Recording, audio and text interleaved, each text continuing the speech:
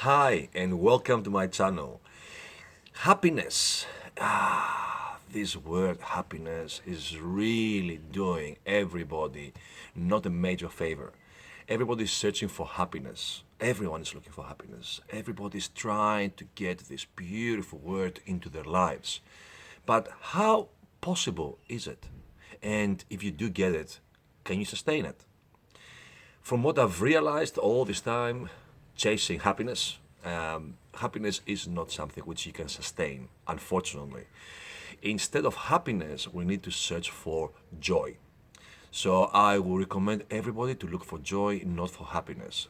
Happiness is connected to the mind, where joy is connected to the heart. This significant difference will change everything about your lives. Happiness you get with material stuff, things that they you can touch or you can see or you can smell or you can taste. So happiness is connected to our senses, where joy is connected to our feelings, but to inside feelings, to the feelings that they have no feelings, to the state. It's the state of being. Joy is a state of being. Happiness is a state of not being. When people buy a car, for instance, they're very, very happy. They bought this car, they're extremely excited. When they have a relationship, they're so happy. They love their relationship, they are so good into the relationship. So all these have a specific boundaries. So happiness has a boundary. Joy is unlimited. So when you do go to try and find happiness, you will never be joyful. So you will never be able to enjoy happiness. So don't look for happiness. Joy, on the other hand, is a state where we all as human beings can achieve it. It's a form of enlightenment, if you want to call it like that. People, enlightened beings, have experienced joy. They never experienced happiness. If my good friend Jesus was here, Joshua, or my other good friend Buddha was here, they will say to you the same words. Happiness, never. Those beings never looked for happiness. They looked for joy. So why do we go for happiness? Why do we try to get happy, although joy is a much more natural state? And the answer is because that's how we've been programmed. Unfortunately, that's how we've been programmed from young kids.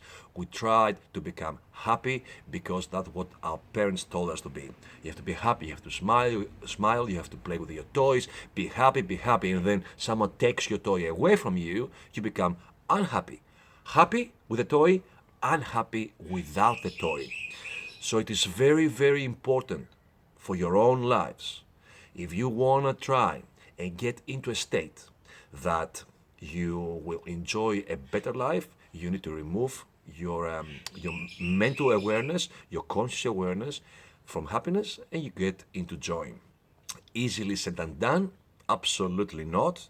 I was trying to do this video so many times, and the word happiness was coming always up instead of joy. So it is here, right? Happiness is here. Joy is here. That's why it's not easily expressed.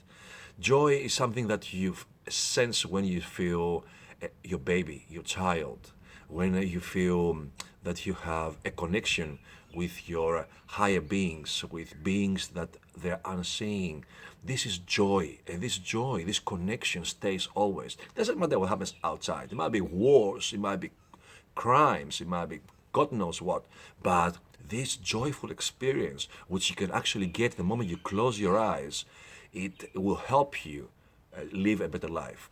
So don't look for joy, don't look for happiness, look for joy, and it's our programming that will always bring up the happiness, always bring up this condition of this world that we're living in. And if you want to live a better life, you need to have an attachment to this world because our physical body is here.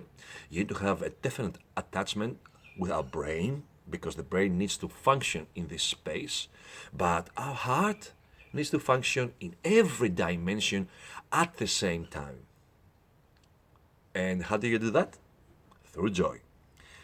And There's many things which we can talk about joy. There's many things we can talk about how to avoid happiness. Avoid happiness. I know, right? Sounds weird. Avoid happiness? Really? Should I avoid happiness? Yes, avoid happiness. Avoid happiness because by avoiding happiness, you're finding your life, you're finding yourself, you're finding your joy, you're finding people that they actually start meaning something to you. The moment that you realize that joy is the only thing that is, then life will start changing.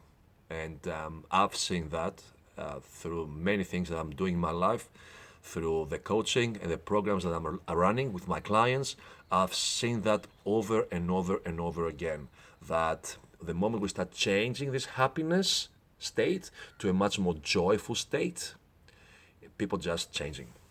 And it is not easy process. It is not easy to move from that state of I want this, I want this, I want this, I must have this. No, I want this. Yes, the loans, the cars, the houses, girlfriends, ex-girlfriends, more girlfriends, more boyfriends, different boyfriends, and all that. But nevertheless, it's a process. So whatever you have done, it's not a problem because problems are beautiful. As I said to my previous podcast, problems are great. Now we have to undo those problems. We have to unlearn what's going on up there and start living a life worth living. And joy is one state which you cannot avoid it but to have it. And if you take away the brain, right? This is a natural state. This is something which you're supposed to have. It is not something you're supposed to eliminate. Nothing can take away your joy, right? Joy is joy. That's it. It is what it is. So the more you get into the state of joy, the more happy you're gonna be. Happy, the real happiness. When it comes to ways that you can actually experience this joy, there is definitely the meditation in the morning.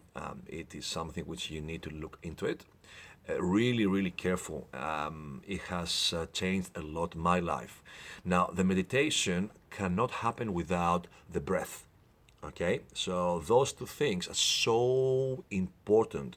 So when you try to get into the meditation, which maybe I'm going to have another podcast about meditation, make sure you learn how to breathe properly. And I have experienced some amazing stuff through breath, not only through meditation, but through other forms of experience in my life.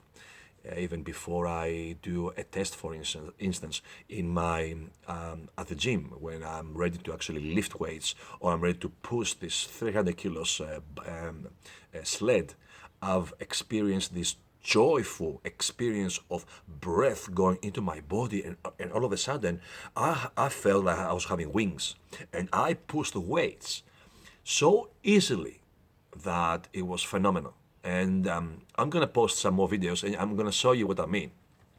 Of course, there's gonna be some more things which you're gonna see in future podcasts because there has been things revealed to me. But that's all for now. It's Lucas Katsaros from Melbourne. Thanks for being and watching my channel. Have a beautiful, beautiful day and be joyful. Bye.